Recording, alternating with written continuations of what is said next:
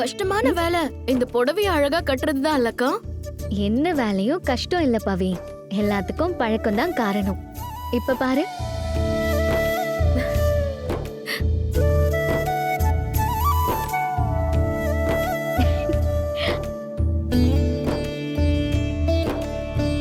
நிஜம்தானா இது?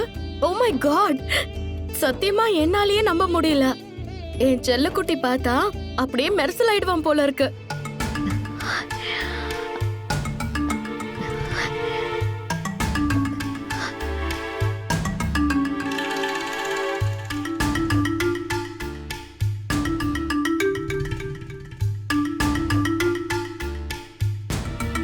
தேங்க்ஸ்கா, ரொம்ப அழகா கட்டி விட்டுருக்கீங்க.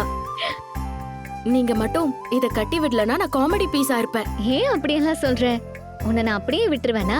உனக்கு என்ன தெரியலனாலும் என்கிட்ட சொல்லு, நான் சொல்லித்தரேன். ஓகேவா? என்ன வேணாலும் என்கிட்ட கேளு, நான் செஞ்சு தரேன். எனக்கு ஒரு தங்கச்சி இல்லைன்ற குறைய நீ தீர்த்துட்ட.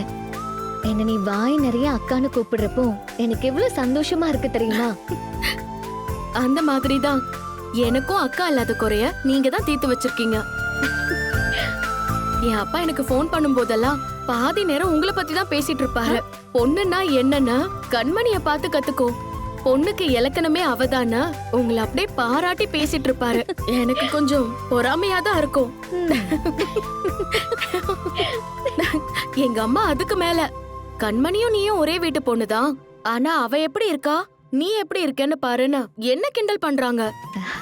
விடு விடு, அதெல்லாம் நீ பெருசா எடுத்துக்காத. அக்கா, அதுக்கு நான் என்ன தெரியுமா சொன்னேன்? சொல்லு. கண்மணியோட அம்மா அவங்களுக்கு எல்லாமே சொல்லி கொடுத்து அழகா வளர்த்திருக்காங்க. நீங்க அப்படி எதுவுமே சொல்லி தராம என்னை இப்படி வளர்த்துக்கு எடுத்து வச்சிருக்கீங்கன்னு சொன்னப்போ அவங்க மூஞ்ச பாக்கணுமே. அம்மாவை அப்படியெல்லாம் சொல்லக்கூடாது பவி.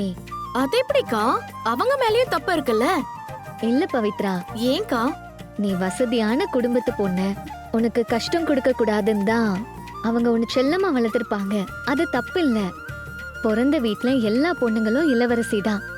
ஆனா புகுந்த வீட்டுக்கு வந்துட்டா எல்லா வேலையும் கத்துக்கணும். சில விஷயங்களை நம்ம கத்துக்கிட்டு தான் ஆகணும். கத்துக்கிறேன். அதுக்குதான் நீங்க இருக்கீங்கல்ல, இல்லனா என் அப்பா என்ன சும்மாவே விட மாட்டாரு. சந்தோஷமா இருப்ப. எதுக்கு? உன்னோட உற்சாகம், சந்தோஷம் இதெல்லாம் பாக்குறதுக்கு எனக்கு எவ்வளவு சந்தோஷமா இருக்கு தெரியுமா? பிரச்சனை ஏதாவது வந்துச்சுன்னா பயப்படாத, எப்படி சமாளிக்கிறதுன்னு நீ யோசிக்காத.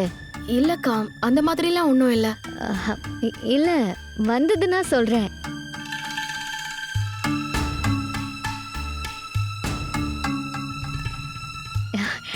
கவலைப்படாத, நான் இருக்கிற வரைக்கும் உனக்கு இங்க ஒரு பிரச்சனையும் வராது.